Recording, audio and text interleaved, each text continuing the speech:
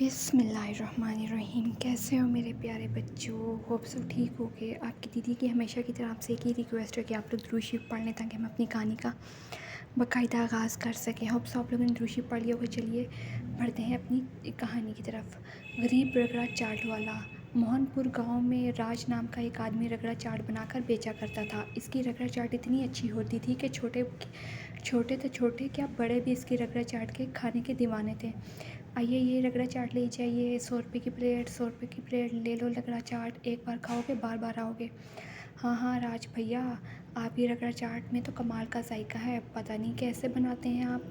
हमने तो इस गांव से बाहर कभी ऐसी चाट देखी ही नहीं, इसलिए तो हम खींचे चले आते हैं आपकी ठेले की तरफ। लगा दो एक प्लेट। हाँ हाँ अभी लगा देता हूँ। तभी इसकी दुकान पर गाहक आना शुरू हो जाते हैं और देखते ही देखते ग्राहकों की भीड़ लग जाती है। अरे भाई ज़रा मेरे लिए भी जल्दी से एक प्लेट रगड़ा चाट लगा दो, सुबह से इंतज़ार कर रहा हूँ। कब ठेला खुलेगा और कब मैं तेरी रगड़ा चाट खाऊंगा। हाँ अभी लगा देता हूँ भाई साहब। और मेरे लिए 2 प्लेट रगड़ा चाट पैक कर दो, सुबह से शोर नाराज़ हैं। चाय बनाकर इसके साथ रगड़ा चाट खिलाऊंगी। अगर ऐसी बात है तो बहन आपके लिए चटनी चाट बना देता हूँ। वैसे राज भैया आप इसमें डालते क्या हो और ये कहाँ की डिश है? ये मुंबई की ख़ास चाट है। उबले हुए सफ़ेद मटर, टमाटर, लौकी, आलू सवैयाँ मसालों के साथ ऊपर से चटनी, प्याज, टमाटर और सॉसेस बनाकर डालता हूँ। राज भैया जल्दी से सबको चाट बनाकर देता है। ऐसे ही सुबह से शाम तक वो मेहनत करता है और सुकून के 2 पल के लिए घर आता है। घर आने से पहले इसकी बीवी मालती दरवाजे पर ही से रोक कर कहती है, अजी आज कितने की कमाई करके लाए हो? लाओ जो भी कमाए इधर दो। ए खुदा ये कैसी औरत पले पड़ गई है। मेरे घर आते ही मुझ पर चढ़ाई शुरू कर देती है। ये नहीं कि शोहर को पानी पूछ लूँ, उससे उसकी तबीयत का पूछ लूँ कि थक हार के घर आया है, तबीयत कैसी है? नहीं, बस इसको अपनी पड़ी हुई है। और ये कैसी अजीब औरत है, इससे अल्लाह की पनाह, इससे बस मुझे अल्लाह ही बचाए। भूखी औरत तो भूखी औरत हो तो मैं तुमसे कभी शादी ना करता। मैंने तो शादी अपनी पहली बीवी के चले जाने के बाद अपनी बेटी की परवरिश के लिए तुमसे शादी की थी। आगे से मालती बोलती है, ये सब बकवास मैंने नहीं सुनना, मुझे इसमें कोई दिलचस्पी नहीं। मुझे हाथ पर पैसे चाहिए। हाँ राज गुस्से में जेब से पैसे निकाल कर से दे देता है। फिर कमरे में जाकर अपनी पहली बीवी की तस्वीर को गले लगा कर इसे याद करता है और रोता है। कई साल पहले बच्चे को जन्म देने के बाद इसकी पहली बीवी का इंतकाल हो गया था और माल्टी इसकी दूसरी बीवी थी जो कि ना इसका ढंग से ख्याल रखती और ना ही इसकी बेटी नेहा रोते हुए राजू के पास आई। बाबा जी मुझे सुबह से कुछ खाने को नहीं दिया माँ ने। मेरी बेटी सुबह से भूखी है। रुक मैं तेरे लिए एक प्लेट रगड़ा चाट छुपा कर लाई हूँ, ये खा ले। वो रगड़ा चाट खाती है, फिर वो अपने हाथों से रगड़ा चाट खिलाता है अपनी बेटी को। ऐसे ही दिन गुजरते रहते हैं।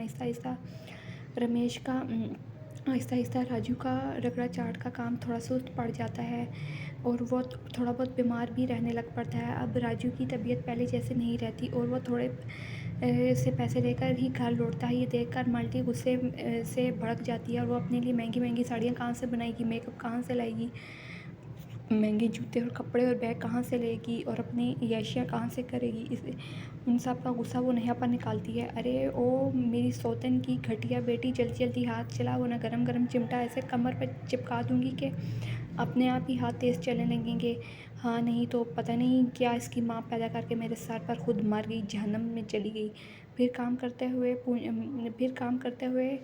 पोंछे की बाल्टी नेहा से गिर जाती है और सारा पानी फैल जाता है। ये देखकर माल्टी को बहुत गुस्सा आता है और उसे बाल पकड़कर खूब मारती है। तभी वहाँ पर कम काम होने की वजह से राजू जल्दी घर आ जाता है और ये सब देखकर और सह नहीं पाता। वो अपनी बीवी को गुस्से से धक्का देता है और उसे कहता है कि निकल जाओ, मैंने तुमसे कोई शौक़ से शादी नहीं की थी, मैंने तो सिर्फ अपनी बेटी नेहा के परवरिश के लिए तुमसे शादी की थी। अब तुम्हारी इस घर में जगह नहीं, हम दोनों बाप बेटी एक दूसरे को संभाल लेंगे, दफ़ा हो जाओ इस घर से। माल्टी भी गुस्से से कहती है, मुझे भी इस बेकारी के घर में रहने का कोई शौक़ नहीं, मैं जा रही हूँ यहाँ से। और वो छुपकर कमरे में आती है। राजू का सारा सामान, राजू की सारी जमा पूंजी की दौलत छुपाती है और निकल जाती है। सुबह राजू नेहा को अपने साथ ठेले पर लेकर जाता है और वहीं काम करता है। नेहा कहती है कि इतनी सारी आंटियाँ आ रही हैं, सब मुझे प्यार कर रही हैं पापा। आप इन्हीं से किसी आंटी से शादी कर लो। राजू गुस्से से कहता है, हाँ एक बला जो पहले घर पर लाया था वो कम थी, अब एक और बला ले जाऊँ। ना बाबू ना, मुझसे तो ये नहीं होगा, अब तेरी परवरिश अब मैं खुद ही करूँगा। और वैसे भी शादी से पहले ये बहुत अच्छी बनती हैं, घर ले जाकर इनकी असलियत खुलती है। और फिर वो दोनों बाप बेटा घर आ जाते हैं। एक दिन ऐसे ही दिन गुजरते रहते हैं। एक दिन दोनों बाप बेटा चाट की रेडी लगाकर वापस घर आ रहे होते हैं काम ख़त्म करके, कि रास्ते में एक प्राइस बॉन्ड वाला मिलता है। कहता है ले लो, प्राइस बॉन्ड बेचने वाला मिलता है जो आवाज़ लगा के कहता है 200 रुपये का प्राइस बॉन्ड ले लो, अपनी किस्मत आजमाओ, अपनी किस्मत आजमाओ। हो सकता है कि तुम्हारा प्राइस बॉन्ड निकला है, और 200 रुपये का आजकल मिलता ही क्या है, इतना सस्ता प्राइस बॉन्ड मिल रहा है तो ले लो। राजू ले लेता है वो प्राइस बॉन्ड, और कई दिनों बाद उसकी लॉटरी निकल आती है 10 लाख की। राजू के तो आप खुशी से पैर फूले नहीं समाते। वो दुकान से, अब वो ठेले से एक बड़ी चाट की दुकान बनाता है और अपने साथ एक नौकर भी रख लेता है। अब राजू को पैसा ताऊ देने लगता है, यानी उसमें गुरूर आने लगता है। वो अपने काम धंधे को छोड़कर सारा दिन या तो घर में लेटा रहता है या शराब पीता रहता है ऐसे। और नेहा का भी ढंग से ख्याल नहीं रखता।